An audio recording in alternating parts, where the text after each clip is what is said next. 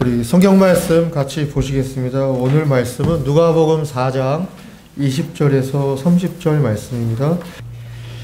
자, 우리가 이제 살아가다 보면은 분명한 사실이고 진실임에도 불구하고 그것을 발설하거나 또는 이제 그것을 나타내지 않는 경우가 있습니다. 왜냐하면 그것을 발설하고 그것을 또 받아들이게 되면 수치감이 생기거나 불쾌해지고 또 오히려 상황이 안 좋을 수 있기 때문에 애써 모르는 듯 지나가고 말하지 않는 경우들이 있습니다. 이런 경우들을 보통 우리가 불편한 진실이라고 이제 표현합니다. 이런 이제 불편한 진실은 우리 사회 각각의 영역에 다 있습니다. 대표적인 게 보면은 미국의 다큐 영화 중에 불편한 진실이라는 영화가 있습니다. 환경과 기후를 다룬 영화인데 우리 사람들이 이제 경제활동, 소비활동을 적극적으로 국가에서 장려를 합니다. 그래야지 우리의 삶이 풍요롭고 편해지기 때문에.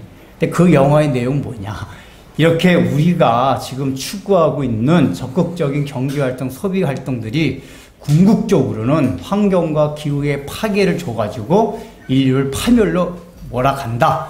그렇기 때문에 우리가 지금부터 인류가 좀 각성을 하고 소비와 경제 활동에 있어서 적절한 절제를 할 필요가 있다. 이런 걸 이제 강조하는 영화입니다. 그러나 그런 영화를 통해 가지고 미국 사람들에게 이렇게 각성을 줌에도 불구하고 미국 사람들도 그런 영화를 봄에도 불구하고 애써 그것을 부정하려고 하고 외면하려고 합니다. 그러니까 분명히 그것이 진실인 것 같긴 한데 불편해요. 왜 불편하죠? 그걸 하려면 당장 내가 소비활동 먹는 거 햄버거 줄여야 되고 고기 먹는 거 줄여야 되고 자동차 덜 타야 되고 이러다 보니까 쉽게 말하면 절제된 생활을 하는 게 너무 불편해요. 풍요로운 생활에 익숙해진 현대인들한테 그걸 감수하라는 것 자체가 너무 불편한 겁니다. 그래서 아이 그거 음모설이야 아무것도 아니야 라고 해서 외면하라고 합니다. 그래서 불편한 진실인데 불편한 진실이 되었습니다.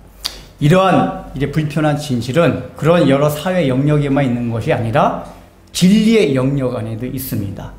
분명히 이것이 진리임에도 불구하고 성령의 말씀에도 불구하고 그것을 받아들이게 되면은 당장 그 진리가 나의 삶에 나의 삶에서 어떤 필요성을 채워주느냐. 사람들은 당장 어떤 것을 요구할 때는 나의 필요를 채워주는 걸 원합니다. 근데 때때로 진리라고 하는 것들이 나의 현실적인 삶에서 당장 나의 필요성을 채워주지 않는다는 이유로 또는 어떤 내용은 내가 가지고 있던 어떤 신념상 불쾌해요. 그래서 그것이 기본적으로 깔려있는 내 생각은 진리라는 걸 인지함에도 불구하고 애써서 그것을 외면하고 거부하고 피하려고 하는 그런 경향들이 있습니다. 이제 설교를 듣다 보면 그런 경우들이 많이 있어요. 여러분 설교 들을 때 항상 은혜를 받습니까? 목사님들 얘기 들어보면 어떤 훌륭한 설교자라도 100% 교인들이 은혜를 받는 경우는 없대요. 그리고 매번 은혜를 받지도 않는다고 합니다. 그게 왜 그러냐? 설교하는 내용이 모든 사람들한테 공감을 줄 수 있는 내용들이 아니에요. 이제 이건 우리나라는 아니지만 이제 미국의 어떤 이제 그 기관에서 그 보고서를 제출하고 이제 어떤 설교 그 리서치를 해가지고 그 이제 보고서를 냈는데 그 내용이 뭐냐면은 사람들이 어떤 설교를 선호하느냐 이제 그걸 조사해 보니까 그 나온 결과가 뭐냐면은 사람들은 설교를 들을 때 이 내용이 성경적인 거냐 비성경적인 것이냐 또는 이게 진리냐 비진리냐 거기 관심이 별로 없대요. 사람들의 관심이 있는 거는 저 설교의 내용이 당장 나의 삶에 어떤 필요성을 채워주는 것이냐 당장 나한테 이런 문제가 있는데 이 문제를 해결해 줄 것이냐 여기에 관심이 많대요. 그래서 사람들이 제일 싫어하는 유형의 설교가 교리설교래요. 왜냐? 교리설교는 당장 우리의 삶에 피부로 와닿는 것들이 없어요. 그렇잖아요. 그리고 좋아하는 게 뭐냐? 처셋을 살아가는 지혜 아니면 너무나 고단한 삶 가운데서 위안을 주는 이런 게 성경에 안 나온다는 얘기가 아니라 그 그런 류의 설교들만 거의 즐겨 좋아한대요. 또 그런 설교를 많이 하는 교회가 성장을 한대요. 그래서 내린 결론이 그거예요. 교회가 성장하려면은 교리적인 설교하지 말고 가능한 사람들이 듣기 좋게 사람들의 필요성을 다 시장조사를 해서 마케팅, 우리 경영학에서 말 시장조사, 사람들이 무엇을 원하느냐 이걸 조사해서 그 필요성에 따라서 설교하라 이렇게 조언을 합니다.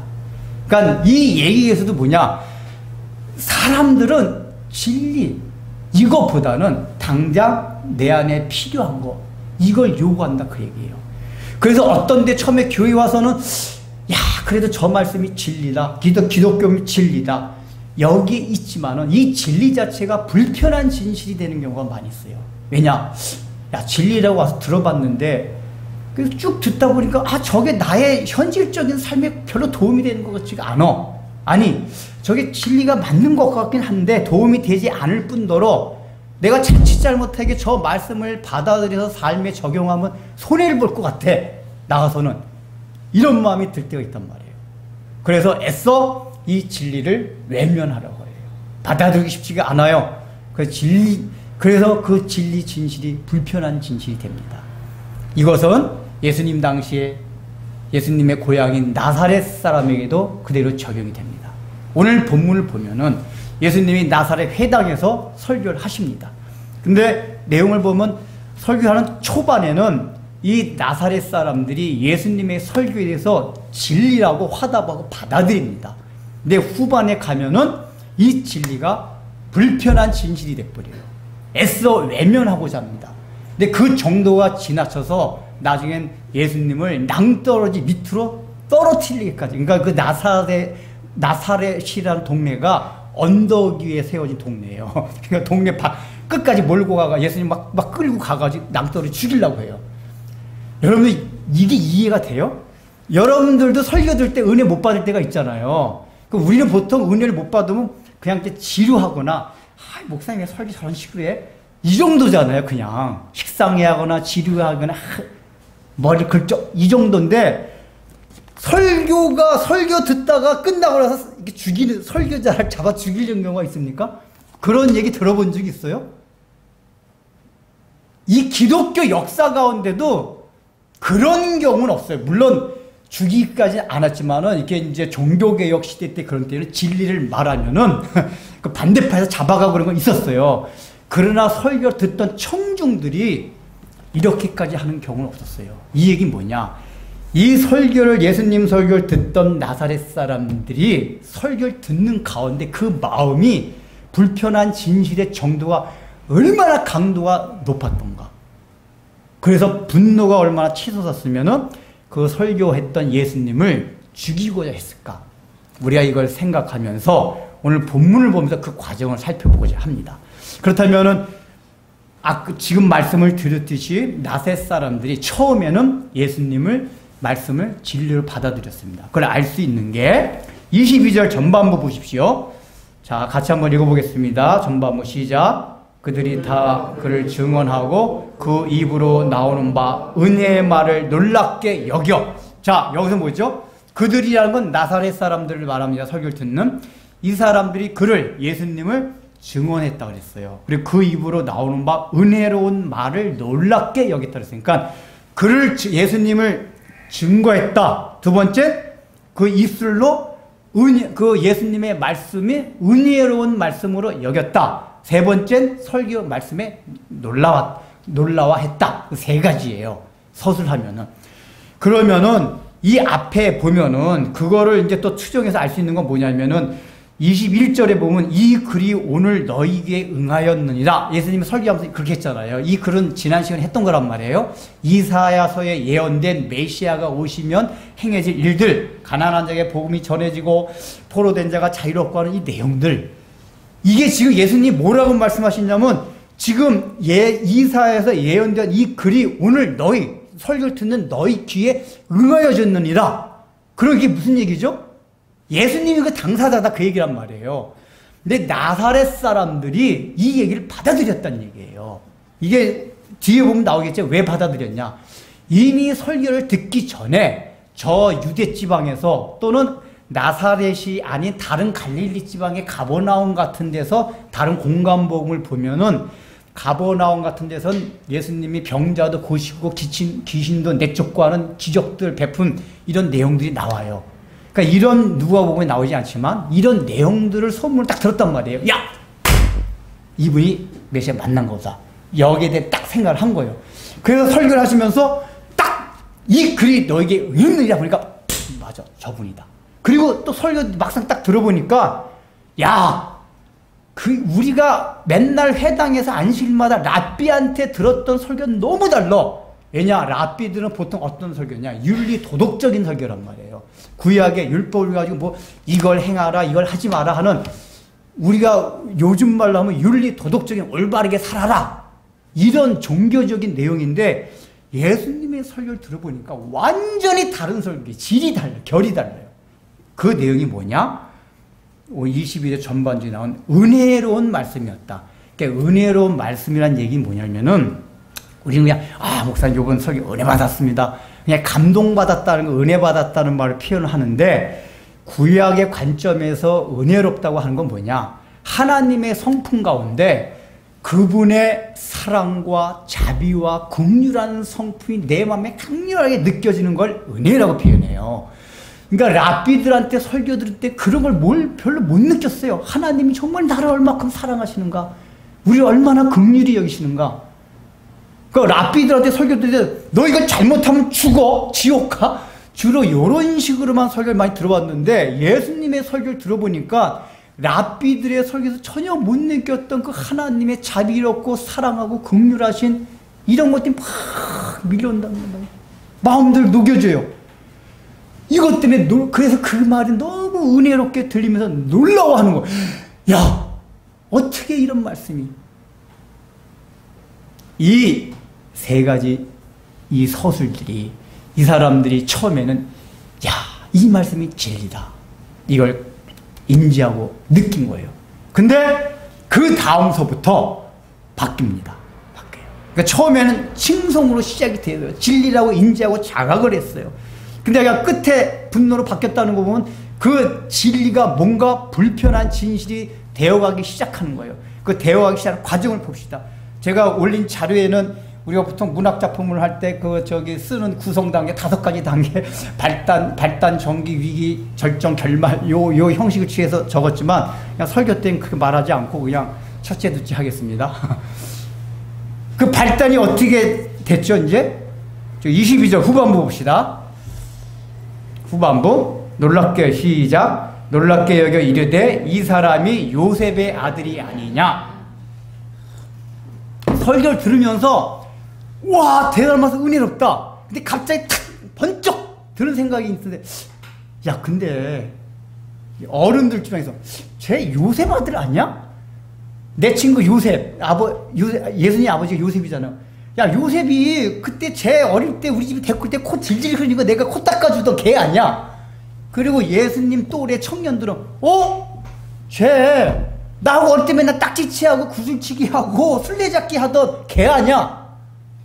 갑자기 은혜를 탁 봤는데 그게 탁 떠오르는 거예요. 그러니까 뭐야, 나랑 같이 맨날 놀던 애가 갑자기, 여러분 이런 게 있잖아요. 이렇게 친구지간인데 어느 날 갑자기 그 친구가 텔레비에 막 지났는데 텔레비에 나와가지고 훌륭한 사람이 됐다고 하고 막 해요. 그러면 저 새끼 저거 나하고 똑같이 맨날 놀고 그런 게 어떻게 저렇게 됐지? 일종의 질투도 나고 그런 경우들 있잖아요. 그리고 이렇게 여자들이 동창회 가면 뭐 그런다고 그러더라고요. 뭐 학교 다닐 때 나보다 공부 훨씬 못하고, 그때 잘나지도 못하고 예쁘지도 못하고 막 그랬는데, 동창회 와서 보니까 뭐 옷차림부터 아주 기부인같이 하고 딱 나타나가지고, 나는 남편 잘못 만나가지고 이 고생을 하는데, 저 나보다 훨씬 못했던 저게 막 남편 잘 만나가지고 너무 잘 나간다는 거 막 배 아프고 막 질투나고 그렇대거든요. 이런 여러 가지 막, 이게 그러니까 쟤 어릴 때 나하고 같이 놀던 걔 예수. 왜냐, 우리가 누가복음에서 계속 그걸 강조했잖아. 예수님이 어릴 때 삶이 신성이라는 건 전혀 나타나지 않았던 말씀을 드렸어요. 지극히 우리와 똑같은 인성을 입은 어린 아이로서 성장을 했다고 말씀드렸으니까 우리는 잠깐만 이상하게 생각해.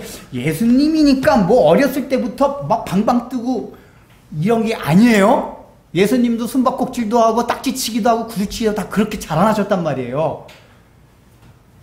그냥 그런 걸 보면서 인간적인, 너무나 익숙해서 떠오르는 인간적인 면을 탁 떠오르는 거예요. 사람이 그런 생각이 떠오르면은 갑자기 진리가 가려져요.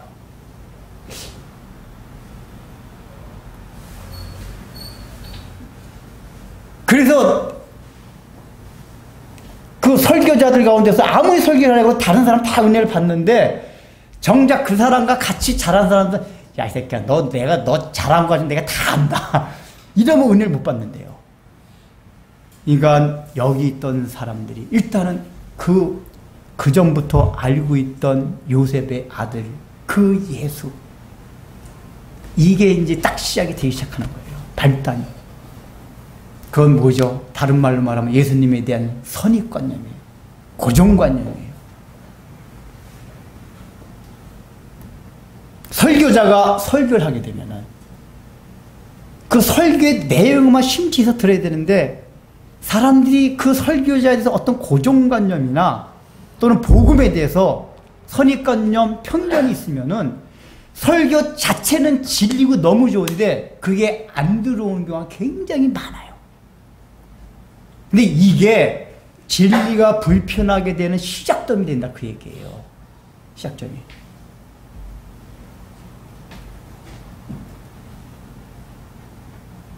예수 안 믿는 사람들이 갖고 있는 사고방식도 그런 게 있어요. 예수님에 대해서 그도 4대 성인 중에 하나로 생각하고 기본적으로 예수님의 말이 너무 좋은데 그 기존 먼저 갖고 있는 고정관념 때문에 예수님을 받아들이기 힘든 경우도 있습니다. 그러니까 이런 게 시작이 되면 일단 말씀이 부딪히기 시작해요. 안 들어오기 시작합니다. 그 다음에 두 번째는 뭐냐. 여기 이제 23절 봅시다. 23절. 시작은 요셉의 아들이란 이 생각이 확 들어오기 시작했습니다. 그러면서 그것이 점점 이제 심화되는데 그 심화되는 과정의 첫 번째 내용이 뭐냐. 예수께서 그들에게 이르시되 너희가 반드시 의사야 너 자신을 고치라는 속담을 인용하여 내게 말하기를 우리가 들은 바 가버나움에서 행한 일을 내 고향 여기서 행하라 하리라. 이게 무슨 내용인지 아시겠어요? 이걸 내용을 이해하려면은 의사가 너 자신을 고치라는 걸 따옴표 쳐야 돼요. 그러니까 그 당시에 유대인들 속담 가운데 야 의사야 너 자신의 병부터 고쳐라 하는 속담이 유대인들 사이에 있는 격언 속담이 있었어요. 이게 무슨 속담이겠어요? 이게 뭐냐면 의사도 지금 병이 있어요. 근데 막 고치러 왔단 말이에요. 그러면 그 의사가 능력의 시비를 받으려면 야 의사 너 병부터 좀 고쳐. 우리 병부터 고치려고 하지 너 병부터 좀 고쳐라. 이렇게 얘기를 한다는 속담이 있었다 그 얘기예요. 이 얘기 뭐냐면은 야 예수 지금 너 나사렛에서 왔잖아. 너도 가버나움에서 많은 기적 같은 거 행했다면서 그러면은 여기 와가지고 여기 나사렛 너 고향인 우리 고향인 나사렛에서부터 한번 그 기적 좀 행해봐 라고 너희들이 나에게 말할 것이다 라고 예수님이 얘기하는 거예요. 이게 그러니까 지금 얘기하고 있다는 얘기가 아니라 이 내용은 뭐냐면 그러니까 나사렛 사람들이 예수님이 가버나움에서 행한 기적과 놀라운 일들을 여기도 행해봐 라고 얘기를 한다고 하는 건데 지금 하는 게 아니라 앞으로 너희가 그렇게 한다 그 얘기예요. 자 그럼 보세요. 지금 이 사람 설교 듣고 있는 사람이 당장 예수님한테 이 욕을 하고 있는 게 아닙니다. 예수 야 너 그렇게 능력 있으면 여기서부터 그 능력 나타내봐. 지금 말하는 게 아니에요. 앞으로 그렇게 한다 그 얘기예요. 그러면 요 예수님의 말 안에 두 가지가 담겨 있어요. 이건 뭐냐? 첫 번째 뭐냐? 이 설교를 듣고 있는 나사렛들 마음속에 있는 아까 말한 편견, 고정관념이 있다고 했잖아요. 이 고정관념 속에 어떤 게 있냐면은 우리가 소문을 들어보니까 너가 그런 기적을 많이 했다고 하는데 그 기적이 있으면 우리 나사렛에서 한번 그 기적을 행해봐. 그러면은 우리에게 많은 도움이 될 거야. 이 생각을 가지고 있다 그 얘기예요. 이게 왜냐? 우리가 마태복음부터 계속 살펴온 거지만은 많은 유대인들과 동일하게 이 나사렛 사람들도 예수님 메시아가 오면 이 능력이 행해지면 자신들이 현실적인 삶에서 필요한 것들, 육신의 배고픔, 문제, 이런 거를 해결해 줄 수 있다는 믿음을 갖고 있었다 그 얘기예요. 그러니까 능력을 베풀어 보라 하는 얘기는, 야, 예수 그 능력 가지고 여기서 베풀어서 이 나사렛 동네 얼마나 가난하고 힘든 동네야. 야, 이 동네 좀 한번 새롭게 좀 만들어 봐. 이걸 요구한다 그 얘기예요. 그러니까 첫 번째, 이 사람들이 갖고 있던 예수님에 대한 고정관념 뭐냐. 예수님을 통해서 내 삶에 당장 눈앞에 펼쳐진 현실적인 문제를 해결하고자 하는 마음이 있었다. 이 마음이 진리를 불편하게 만드는 첫 번째 요소가 된다 그 얘기예요. 두 번째 뭐냐, 이거가 지금 얘기하고 있다는 얘기가 아니라 앞으로 너희가 그렇게 나한테 요구한다 그 얘기잖아요. 여러분 이거 심리를 잘 생각해 보세요. 제가 설교를 하면서, 야, 여러분들이 설교 듣고 은혜를 받고 있는 것 같긴 하지만은, 에이, 무슨 은혜야, 은혜는. 조금만 있으면 불평불하고 나이들 칠 거다. 이렇게 제가 여러 얘기를 했다고 해봐요. 그럼 기분이 좋을까요, 나쁠까요? 기분 나빠요. 아직 목사님 뭔 소리야, 지금. 우리 은혜 받고 있는데. 왜 쳤다 이 얘기를 왜 해? 이런단 말이에요. 그러니까 나사렛 사람들이 듣는 얘기가 그거예요. 아니, 지금 얘기한 것도 아닌데 우리가 왜 그런 얘기를 한다고 하는 거야? 근데 예수님은 이미 이 사람들의 영적 상태, 마음 상태를 아신 거란 말이에요. 아시고 그 얘기를 한 거예요. 근데 이 자체가 기분이 나쁜 거예요. 우리가 하지도 않은 걸. 그러니까 약간은 그 얘기가 뭐냐면 설교를 듣는 청중들 약간 무시하는 것 같은 느낌을 받는 거란 말이에요. 이게 더 깊이 심화되는 게 뭐냐면 24절에 보면은 내가 진실로 너희에게 이르노니 선지자가 고향에서 환영을 받는 자가 없느니라. 이 얘기 뭐죠? 너희가 날 환영하지 않는다라고 예수님이 딱 대놓고 얘기를 하는 거란 말이에요. 그러면 아직까지는 나사렛 사람들이 예수님을 진리라고 인정하고 환영하고 있었단 말이에요. 근데 예수님이 선지자가 고향에서 환영을, 이것도 유대인 속담입니다. 이렇게 딱 얘기하면 사람들이 바보가 아니잖아. 야, 저 얘기는 우리가 지금 예수 자기를 환영하지 않는다고 하는 거 아니야? 쟤 왜 저래? 우리 환영하고 있는데? 기분이 나빠지는 거예요. 본인들은 당장 아직까지는 막 예수님에 대해서 막 몰아내려고 하는 생각까지 갖지 않았는데 너희들은 나 환영하지 않아. 라고 예수님께서 딱 찍어서 얘기를 한 거란 말이에요. 이 얘기에 점점 처음에 받았던 은혜가 막 사라지기 시작하는 거예요. 여기서 중요한 게 뭐죠? 지금 예수님이 그들의 자존심을 건드는 거예요. 일어나지도 않은 일 가지고 막 쉽게 말하면 무시하는 것 같은 발언을 예수님이 계속 하시는 거예요. 이제 사람은 자기가 무시당하는 것 같은 느낌을 받게 되면 굉장히 힘들어하고 분노가 쌓이고 상처를 받습니다. 그게 지금 25절, 26절에 보면 그게 다랍니다. 25절, 26절의 내용이 뭐죠? 내가 참으로 너희에게 이르노니 엘리야 시대 때 얘기와 그 다음에 엘리사 얘기를 해요. 그러니까 구약성경 열왕기상, 열왕기 하에 나오는 얘기입니다. 여러분이 잘 아시는 내용이에요. 무슨 첫 번째 내용이 뭐죠? 엘리야 시대 때 3년 6개월 동안 가뭄이 들었어요. 다 굶고 있었어요. 근데 엘리야가 열왕기상을 보면 그렇게 나와요. 이스라엘에게도 많은 과부가 있었는데 그 이스라엘의 과부에게 찾아가지 않고 사렙다, 이 사람은 이방인이에요. 유대인이 아니에요. 이스라엘 사람이 아닌 사렙다 과부에게 찾아가서 그 사렙다 과부가 엘리야, 자기 지금 딱 자녀하고 먹을 떡과 기름만 있었는데 이제 이거 엘리야한테 주면 자기한테 굶어 죽게 돼 있음에도 불구하고 엘리야를 공개해줬어요. 우린 굶어 죽어도 당신은 우리가 성이겠나이다 하고 자기에게 있는 떡과 기름을 딱 다 바쳤어요. 이게 뭐죠? 이방인이었지만 그 사렙다 과부의 믿음이 얼마나 큰지를 보여주는 신뢰란 말이에요. 그 다음에 나만 장군 얘기도 똑같은 얘기예요. 이 사람이 아람 사람이에요. 이방인이에요. 그 당시에 엘리사 주변에 많은 이스라엘인 문둥병자들 많았었어요. 근데 이스라엘 문둥병자들 아무도 엘리사에게 찾아오지 않았어요. 엘리사가 능력이 있음에도 불구하고. 그러나 나만은 그 소문을 듣고 그 먼 나라에서 자기가 장관임에도 불구하고 엘리사, 자기의 속국 식민지국인 이스라엘 엘리사에게 찾아왔어요. 이 얘기는 뭐냐? 모든 그 당시 사람들은 문둥병이라는 걸 남한테 보여주기 굉장히 싫어했대요. 너무 수치스러웠기 때문에. 근데 이 나만은 그 수치심을 무릅쓰고 엘리사한테 찾아온 거란 말이에요. 근데 그 주변에 있던 많은 이스라엘 사람으로서 문둥병을 알고 있는 사람들은 그 수치가 드러나는 게 싫어가지고 엘리사를 찾아오지 않았어요. 그러니까 예수님께서 이 두 실례를 드는 건 뭐냐면은, 야, 이스라엘 너희들보다도 이방인인 너희들이 개와 같이 여기는 지옥의 땔감으로 여기는 이방인들이 믿음이 사실 더 있었다라고 얘기를 한 거거든요. 그러니까 설교를 듣는 나사렛 사람을 딱 듣다 보니까, 야, 저 얘기 지금 우리들한테 하는 얘기 아니야? 여러분을 딱 심리 생각해. 우리들이 믿음이 없다는 얘기 아니야? 그게 딱 알아듣는 거예요. 뭐야, 지금?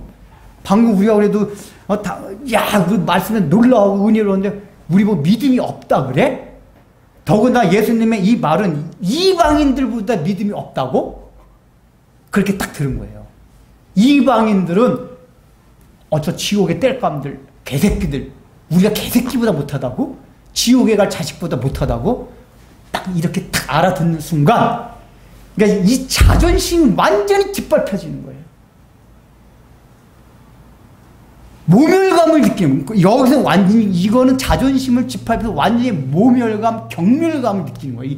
이 설교 내용이 나사렛 사람들로 하여금 막 모멸, 경멸 이런 걸 느끼게 하는 거예요. 여기서 막 분노가 치솟는 거란 말이에요. 그래서 그 분노가 너무 컸기 때문에 예수님을 죽이기까지 한 거예요. 이게 웬만하면 사람을 죽이려고 하지는 않아요. 이 얘기가 뭐냐? 사람들의 죄성 가운데, 이건 제가 그전부터 늘 강조해왔던 거. 이 죄성의 본질이 뭐냐면 그 자기. 이게 표현되는 게 자존심이라고 표현되는 거란 말이에요. 사람들은 이거를 건드리는 걸 못 견뎌해요.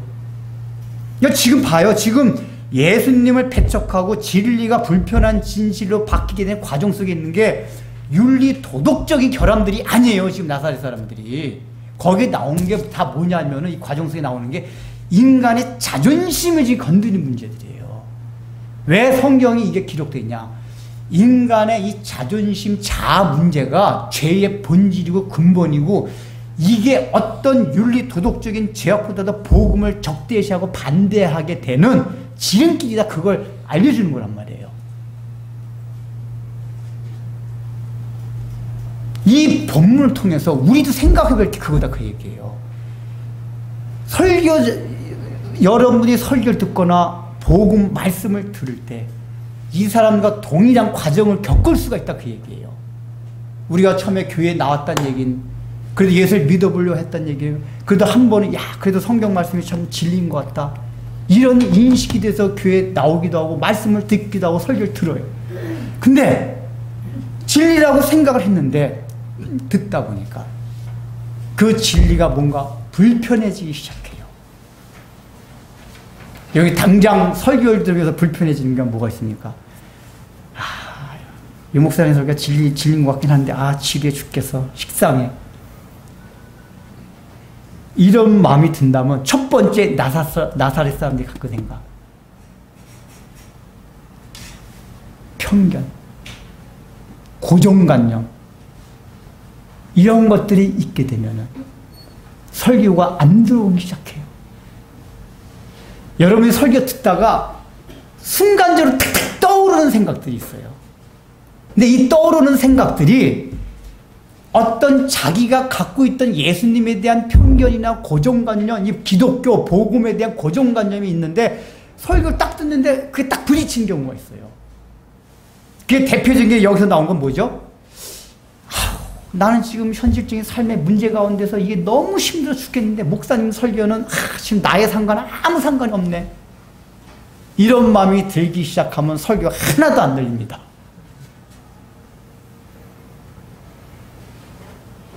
그 두 번째, 이 사람들이 갖고 있던 게 뭐냐면은 예수님이 너희가 가버나움에서 의사야 내 병부터 고치라 속담을 인용해서 너희가 나에게 이런 일을 행하라고 요구할 것이다 얘기했잖아요. 이 얘기가 뭐죠? 그 사람들이 갖고 있던 예수님에 대한 고정관념, 그 내용이 뭐라고 그랬습니까? 예수님은 우리의 필요를 채워주는 분, 메시아는 우리의 현실적인 문제를 해결해주는 분. 이게 우리들도, 교회에 나오는 우리들도 늘 이런 생각을 가지고 있고, 그래서 그렇게 기독교를 대하고 말씀을 대한다 그 얘기예요. 근데 기독교 이 복음이, 하나님이, 설교가 나의 현실적인 문제를 해결하지 않는다면 그게 안 되고, 두 번째 뭐냐면 그 편견된 사고방식이 뭐냐면 우리 속에서 여러 가지 신념과 사상과 신념으로 나타날 수가 있어요. 그래서 설교를 듣다가 기본적으로 자기의 신념에 맞지 않는 설교 내용이 딱 나오는 순간 그때부터 설교가 안 들려요. 부딪혀요. 그래서 설교, 목사님이 그런 얘기를 하더라고요. 설교할 때 정치성 있는 건 절대로 이해하지 말래요. 근데 자는 사실 정치성 얘기 원래 아예 안 하는데, 그럼에도 불구하고 얘기들 들어보면 그런 게 있어요. 예를 들면 제가 약자와 소외된 자를 우리가 불쌍히 여기고 정책적으로도 그런 걸 추구하는 점을 해야 됩니다. 그러면 굉장히 보수 쪽, 이게 정치적인 신념이 보수 쪽이 강한 사람은 목사님이 자꾸 진보 정당을 지지하는 저런 설교를 해. 제 의도는 진보 정당이나 보수 중에 아무 상관없이 성경에 나오는 얘기를 하는 것 뿐인데, 그 신념이 강한 사람 거기 딱 부딪히면 그 다음부터 설교가 안 들려요. 반대쪽으로 진보 쪽 정치적인 신념이 강한 사람은 동성애는 죄입니다. 우리 성경에 동성애는 죄라고 했기 때문에 우리는 어떤 것도 동성애를 지지하는 정책을 지지하면 안 됩니다. 이거는 이제 정당 이런 걸로 정치적으로 보면은 보수 정당이 동성애 반대하고 진보 정당이 지지하잖아요. 그럼 목사님 왜 진보 정당 쪽 지지하는 얘기를 해? 그리고 진보 쪽 그게 강한 사람은 그때부터 은혜가 안 된다 그 얘기예요. 이를테면은 그게 교리적으로 돼요. 교회 나오기 전에 자기가 갖고 있던 신념, 사상이 강한 사람들이, 자아가 강한 사람에서 신념이 강합니다. 그게 무신론일 수도 있고 예수님에 대해 왜곡된 생각일 수도 있고 여러 교리적으로 또 잘못된 그 교리도 있을 수가 있는데, 교회에 오기 전에 자기가 갖고 있던 어떤 신념이 있는데 목사님의 설교를 듣는 가운데 성경을 보는 가운데 그 신념과 다른 게 딱 나오면 그때부터는 딱 그 설교 안 들어와요. 안 들어오기 시작해요.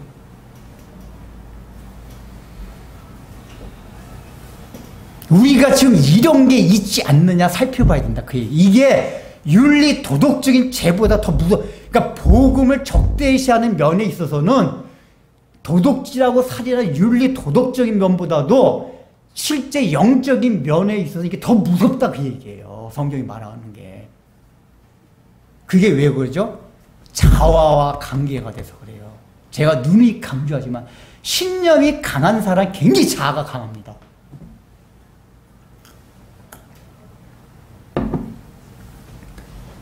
그걸 부숴야 돼요.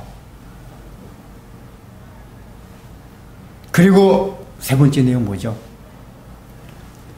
복음 안에 들어오면 교회에서 설교 듣게 되면 원래 교회에서는 설교가 뭐냐? 우리가 얼마나 큰 죄인인 걸 깨닫게 하는 게 설교의 궁극적인 목적이에요.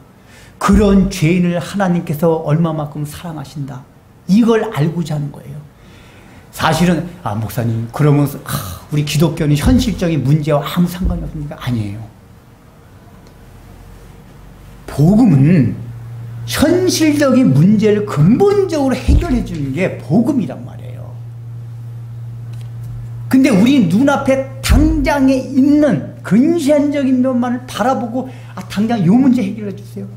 내 눈앞에 있는 게 요겁니다. 이것만 바라보다 보니까 그게 안 들리는 거예요.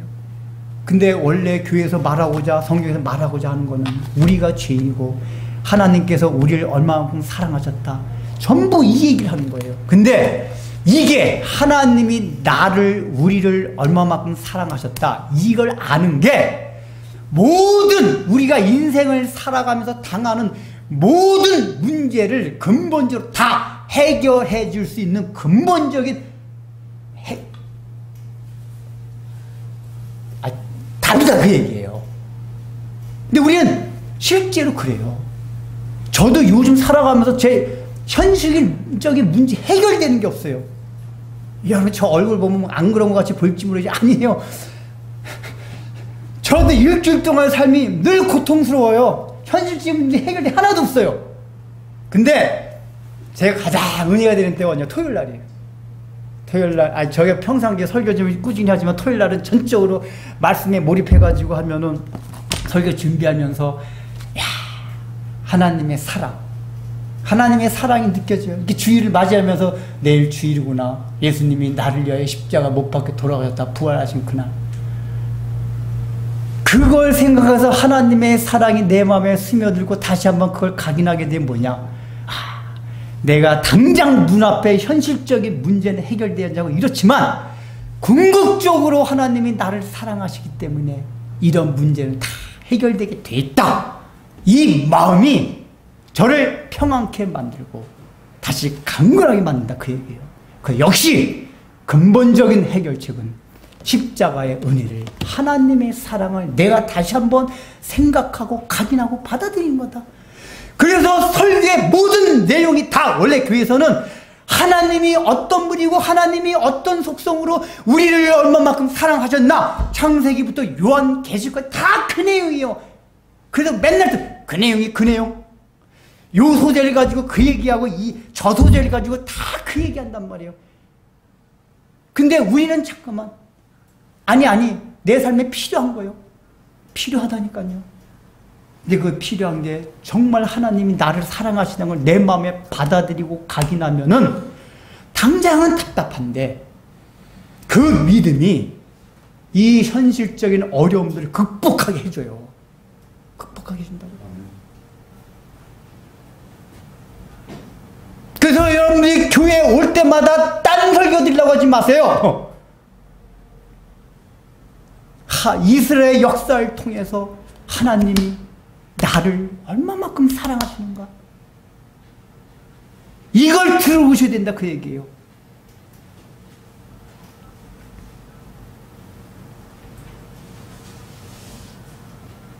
그리고 이제 세 번째 뭐죠? 우리가 복음을 적대시하는 세 번째, 여기서 뭐라 그랬죠? 예수님 자꾸 자존심을 건드리잖아. 너희들 다 환영 안 해. 그리고 여기 25절 25 엘리야 얘기, 엘리야 얘기, 엘리사 얘기 왜 했죠? 설교 듣고 있는 사람들 때, 야, 너희들 지금 뭐 은혜 받는 것 같고 하겠지만은 너희들이 믿음 하나도 없어. 제가 설교하는 가운데 여러분들한테 아이고 참 꼴 좋다. 믿음 하나도 없네. 뭐 믿음이 있다. 믿음 하나도 없네 여러분들. 여러분들 그러면 기분 좋을까 나쁠까요? 목사님 저는 왜 해? 왜 굳이 우리 막 믿음이 없다고 막 그래? 이런 얘기를 한단 말이에요.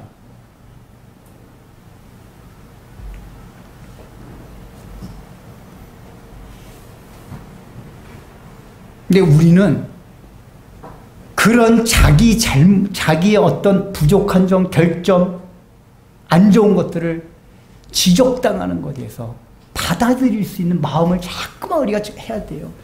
제가 이거 누누이 강조했잖아요. 왜냐하면 이게 복음을 근원적으로 잘 받아들일 수 있게 하는 아주 기본적인 거예요.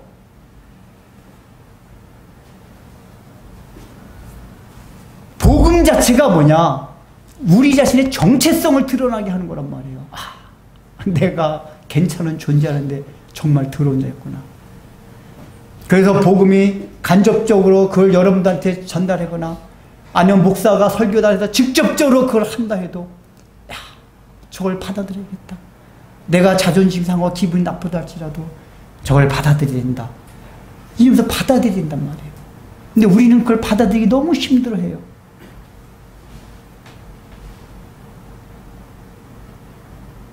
우린 주로 뭐래냐? 야, 그래 너 잘났다. 너나 신앙생활 잘해라.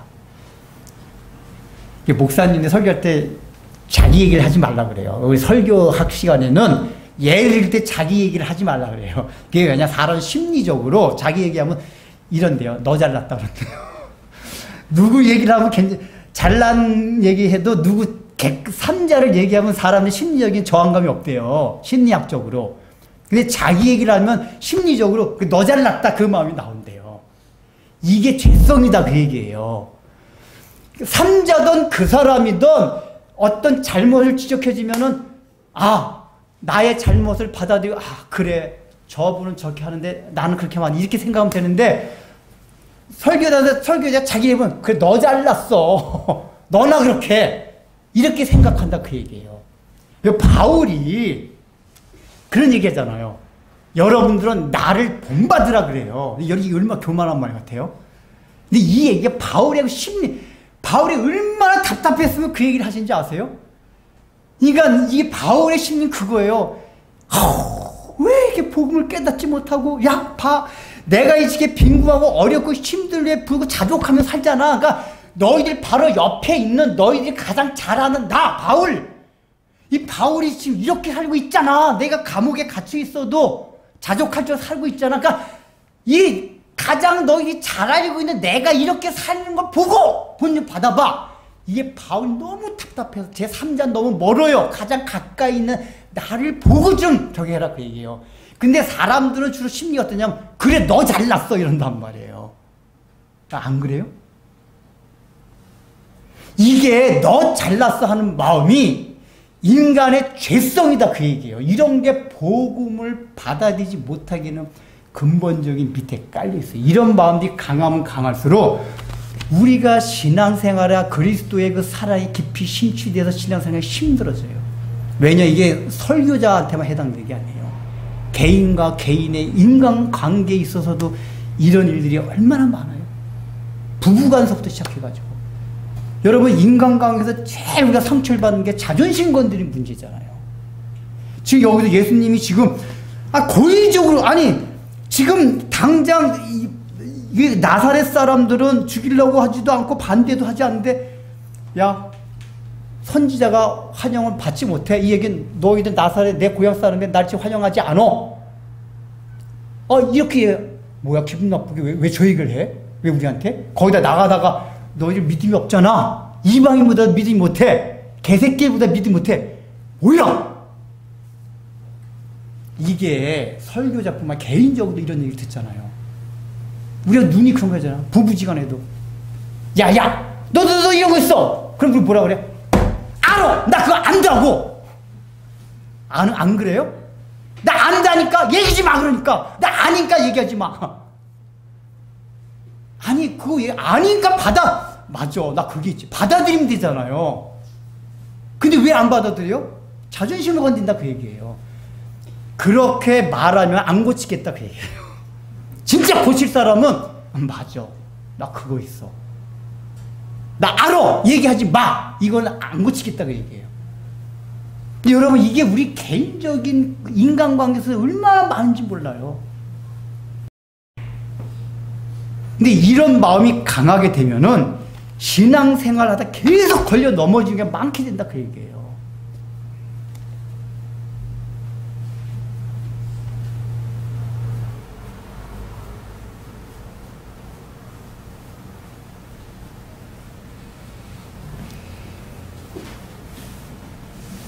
특별히 교회 안에서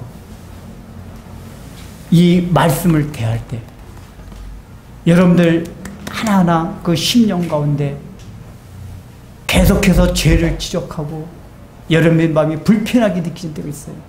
이 말씀이. 여러분 성경의 말씀은 단순하게 윤리 도덕 좀 올바르게 살아라 이 정도가 아니잖아요. 사람의 근본적인 면을 가지고 막 터치하잖아요. 그럼 우리는 그게 굉장히 불편하게 들려져요. 도대체 어떻게 살아가냐? 그냥 교회 와서 좀 적당히 좀 이렇게 그냥 윤리도 조금 착하게 살아가자, 좀 사랑 좀 하며 살아가자, 이 정도면 좋을 텐데. 여러분, 이런 얘기 다 받아들이기 힘들잖아요. 목사님, 인간이 어떻게 그렇게 살아? 다 인간이 자존심 하나 먹고 살아가는 존재들인데, 무슨 자아를 내려놓고 자존심을 내려놓고 살아가요? 우리 이런 식으로 살아가게 된단 말이에요. 근데 그런 몸이 강하다 보면은, 이런 설교가 자꾸만 이제 불편해지기 시작해요. 근데 불편해진다는 얘기는 나 그거 그렇게 싫어요.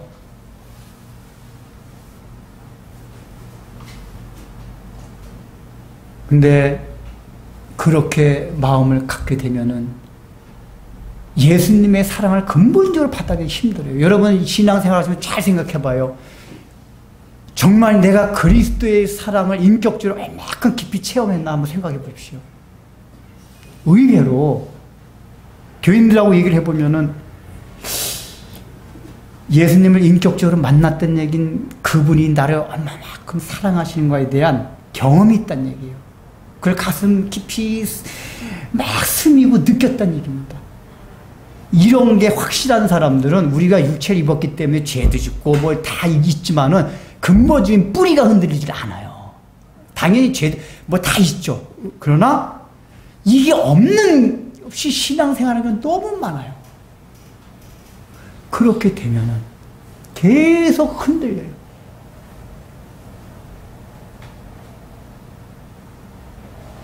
여러분 이제 적용해 보자입니다. 여러분들이 설교를 들으면서 일단은 가장 가까운 곳에부터 우리 교회에서 설교를 들으면서 부딪히는 경우들이 없나요? 그런 거 부딪히는 이유가 무엇인지 한번 생각해 보십시오. 첫 번째, 지금 목사님의 설교가 당장 내 앞에 필요한 것들을 해결해 주는 그 내용이 아니다. 이거 아닌가요? 아니면 여러분들이 기존에 갖고 있던 신념, 사상, 사고방식, 살아온 가치, 이거와 충돌되는 게 있지 않습니까? 적어도 여러분들이 이 교회에 왔다면은 그래도 유 목사님의 말씀에 진리가 있다는 걸 자각하고 인정하셨다는 얘기잖아요. 그러면 그게 딱 인정이 됐으면 그 다음부터는 그 자기가 기존에 갖고 있던 신념, 가치들을 내려놓을 줄 알아야 돼요. 그래야지 말씀이 들리기 시작해요. 또 더 넓혀서 기독교 안에, 교회 안에 들어왔잖아요. 그러면 기독교가 가르치는 가치 추구하는 게 인간이 아무것도 아니라는, 인간이 죄인이라는 이 사실을 가르치는 게 성경이고 복음이라는 얘기를 여러분이 깊이 인지하신다 한단 말이에요. 그러면 여러분들이 계속 신앙생활을 하시다가 현실적인 문제가 해결되지 않는다 해도 성경에 원래 말하고자 하니 궁극적으로 십자가의 사랑을 내가 받아들일 때 그 모든 것이 해결될 수 있다. 이걸 자꾸만 더 근원적이고 장기적인 안목을 바라보고 이 복음을 대하라, 그 얘기예요. 안 그러면 자꾸만 시험에 빠져요. 현실적인 눈앞에 있는 문제들은 다 무리를 하고 요동치게 합니다, 다들. 그러나 제가 여러분들에게 확실하게 얘기합니다. 우리는 다 잘 되게 돼 있어요. 우리의 모든 문제는 무조건 해결됩니다. 왜요? 하나님이 예수 그리스도의 십자가를 통해서 내가 너를 얼마큼 사랑한다 보여주셨기 때문에 그게 가장 큰 증거예요. 그래서 제가 늘 십자가 은혜를 기억하라고 얘기하잖아요. 아까 말씀드렸듯이 제가 토요일마다 설교 준비하면서 가장 은혜를 받아요. 설교할 때가 아니라 설교 준비할 때 하나님의 사랑을 다시 한번 저도 인간이기 때문에 얼마나 현실적인 삶에 들어가면서 막 치열한 일주일 동안 사는 게 전투예요, 전투. 저도 여러분이 저의 삶 일일이 다 몰라도 막 치열한 전투예요, 막.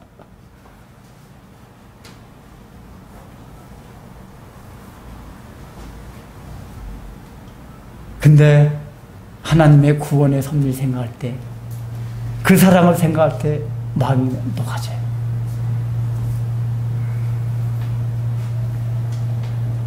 그리고 이제 세 번째, 여러분들이 혹시 설교를 들으시면서 말씀을 대할 때 여러분 자존심 상하게 하는, 사실 저는 예수님같이 여러분 의도적으로 그런 게 한 번도 없습니다. 정치적으로 저는 중도예요. 항상 말하지만 실제적으로 중도입니다. 저는 맨날 중도 정당 나타나기를 기도하는 사람인데 어떤 거 그게 없어요. 그냥 성경에 있는 대로만 하는 거예요. 목사님 왜 또 저 의도로 말씀하셨을까? 제가 말하고자 하는 의도는 늘 하나님 우리를 사랑하신다. 목사님 왜 자꾸 우리를 지적해? 우리 자존심 일부러 자존심 건드리려는 거 없어요. 성경이 우리에게 말하고자 하니 우리는 아무것도 아니다. 이걸 가르쳐주기 때문에 얘기하는 것 뿐입니다. 또는 여러분들 딱 설교를 들으면서 자기 신념과 맞지 않을 때 아까 말씀드렸잖아요. 설교 듣는데 잠깐 이 생각에 빠지잖아요. 그러니까 이게 잠깐 딴 생각을 해도 설교가 안 들어오는데 딴 생각의 내용이 부정적이잖아요. 그러면 설교 안 들어오는 정도가 아니에요. 반발심 생겨요. 죽일 정도는 아니지만 반발심 생깁니다. 그러니까 그런 부정적인 생각이 가장 강한 게 뭐냐면은 자기 신념과 반대되거나 다른 거 나올 때 이때 빨리 내려. 그러니까 여기 나사렛 사람들은 나름대로는 자기가 옳다고 생각한 신념이 있었기 때문에 예수님 말씀에 부딪힌 거란 말이에요. 적어도 성경이 가르치는 바는 인류에게 이게 구원의 기쁜 소식이 되기 때문에 성경에 이렇게 가르치는 거예요. 그러니까 설교하는 저도 가능한 성경에 있는 그대로를 가르치고자 하는 거란 말이에요.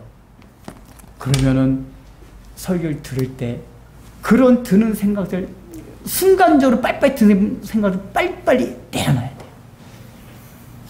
그러니까 루터가 그런 얘기를 했거든요. 마귀가 얼마든지 새가 지나가면서 머리에 똥을 쌀 수는 있다. 그러니까 똥을 맞을 수는 있어요. 그러니까 사단이 계속 끊임없이 우리에게 어떤 생각을 집어넣어 줄 수가 있어요. 그것이 설교 시간에도 그렇고 우리가 일반적으로 생활을 해나가는 데도 그렇고 그런 생활들이 끊임없이 들어옵니다. 그러나 루터가 뭐라 그랬냐. 그 새가 자기 머리 위에다 둥지를 펴고 집을 짓진 말게 하라 이렇게 얘기했어요. 그러니까 생각이 계속 들어오고 지나갈 수는 있어요. 이게 잘못된 게 아니에요. 사단이 끊임없이 공격을 하기 때문에. 그러나 그 생각이 나로 하여금 그 생각에 사로잡혀서 있도록은 하지 말라 그 얘기예요. 그러니까 예를 들면 설교 시간 같은 경우는 뭔가 생각이 딱 스쳐 지나가면 빨리 그걸 딱 저기 하고 그 다음 설교한 그걸 빨리 따라가야 돼요. 그 생각이 잠깐이라도 멈으면은 끝나요. 그리고 일반적인 삶 가운데서 끊임없이 사단이 늘 얘기하는 거예요. 윤리 도덕적으로 우리가 범죄하는 것도 하나님의 큰 저기가 되지만은 생각을 통해서 끊임없이 사단이 우리를 공격을 합니다. 그 굉장히 무서워요. 이 사상 생각이. 이때 그것이 스쳐 지나가도록만 해야지 우리 안에서 우리 생각 마음 안에서 막 또아리 틀게 둥질 틀게 만들면 계속 그 생각을 하면 안 된다 그 얘기예요. 그리고 세 번째, 여러분들이 개인적인 삶 가운데서 이건 제가 계속 강조하는 거잖아요. 자존심 상하게 하는 말들, 내가 무시당하는 것 같은 거, 경멸감을 당하는 것 같은 거, 모욕을 당할 때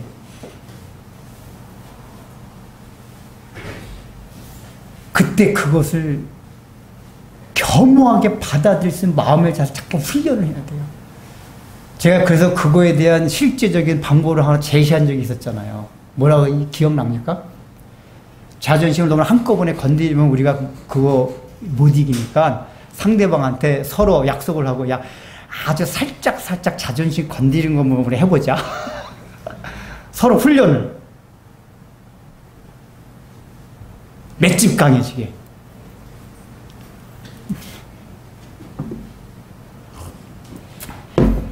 또 제가 제 얘기합니다. 제 얘기하면 너나 잘해라. 제가 이게 그런 문제에서 생각하는 게 제가 노가다 할 때 노가다 하시는 분들이 험하거든요. 야 이 새끼야 뭐 하고 너 이 새끼 그분도 말을 좀 곱게 못하고 제가 이제 학교 하다 그만두고 노가다 현장에 가봤는데 학교 다닐 때 칭찬만 받았거든요. 근데 노가다 현장 가니까 야 이 새끼야 너 일 그거 야 이 새끼 너 머리 그렇게 안 돌아가냐. 아 나 머리 안 돈다는 얘기가 무슨 이 새끼 머리 돌게가지네. 제가 무지하게 들어서 그 얘기를 처음에 내가 뭘 할 줄 알아요. 뭐 일하는데 이 병신이 돌게가 이 새끼 이거. 제가 처음에 막 부화가 나고 그러는데 그때 하나님 맞아 제가 이것 때문에 일을 하는데 그 말을 하면서 맞아 내가 병신 새끼 맞긴 맞지. 내가 가만 생각 돌개가리 맞긴 맞. 그때 제가 깨달은 게 실제로 깨달은 게 내가 공부하는 쪽에서는 머리가 돌아갔지 일상적인 면은 진짜 돌대가리였구나. 제가 옛날에 그걸 몰랐어요. 일상적인 생활 면에서 돌대가리인 걸 몰랐는데 진짜로 돌대가리더라 내가. 돌대가리. 그래서 제가 그때 실제로 일상적인 데서 머리 잘 돌아간 사람에 대한 경외감. 이 노가다 진짜 보면 머리 잘 돌아가요. 뭐 이렇게 뭐 돌을 딱 세우는데, 야, 이렇게 세우면 되잖아. 전 생각 못 하는데, 아, 그러네요. 위대하시네. 경외. 그거를 해보니까 남이 욕먹는 거에서 맷집이 생기더라고요. 훈련을 하라고 해요, 훈련을. 그러니까 의도적으로도 해가지고. 왜냐, 여러분들, 마음의 상태가 자존심이 상하고 상처를 받고 쓴뿌리가 있잖아요. 그러니까 우리가 쓴뿌리라고 많이 얘기를 하잖아요, 이런 거예요. 쓴뿌리가 있는 사람들이 복음을 참 받아들이기도 힘들고, 기독교 안에 들어와서도 아주 적극적으로 하나님의 은혜 안에서 신앙생활하는 게 굉장히 힘들어요. 쓴뿌리가 있는 사람들. 근데 그 쓴뿌리라는 게 다 인간의 자존심과 연결된 거란 말이에요. 이게 지엽적인 문제로 해결되는 게 아니에요.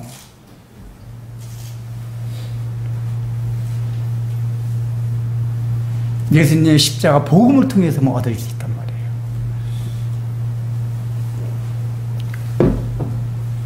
여기 이제 30절의 내용은 오늘의 중요한 포인트는 아니기 때문에 그래도 한번 읽고 넘어가겠습니다. 30절 보면 예수께서 그들 가운데 지나서 가시니라. 이게 막 끌고서 막 갔거든요.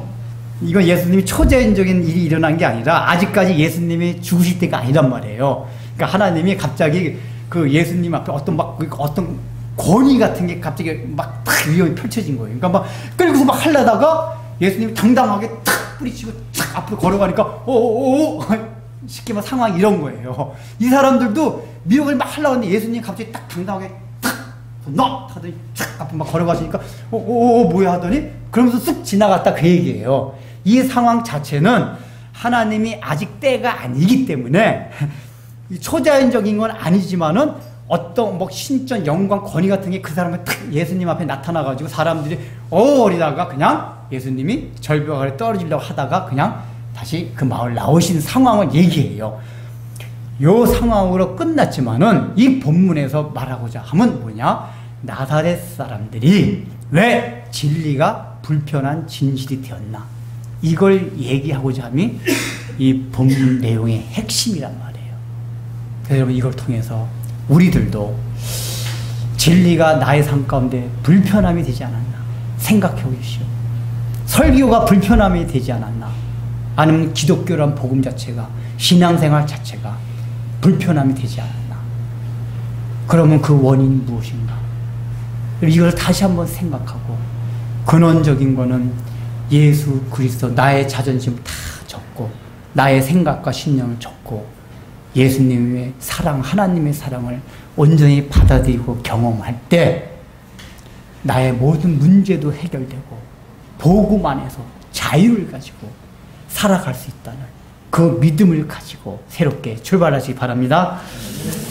이제는 우리 구주 예수 그리스도의 무한하신 은혜와 하나님 아버지의 놀라우신 사랑과 성령님의 감동과 권면하심이 오늘 이 말씀을 듣고 우리들도 나사렛 사람들과 같이 처음엔 진리로 알았지만 그 진리가 점점 불편함으로 바뀌어가는 그런 상황이 되지 아니하도록 우리의 마음을 다스리고 자아를 내려놓고 예수님의 사랑을 이 말씀을 통하여 설교를 통하여 성경을 통하여 내 마음에 받아들이고 그것을 통하여 내 삶의 모든 문제가 해결됨을 경험하며 하늘의 풍요함을 누리길 소망하는 사랑하는 성도들 위해 이제부터 영원토록 함께 있을지어다.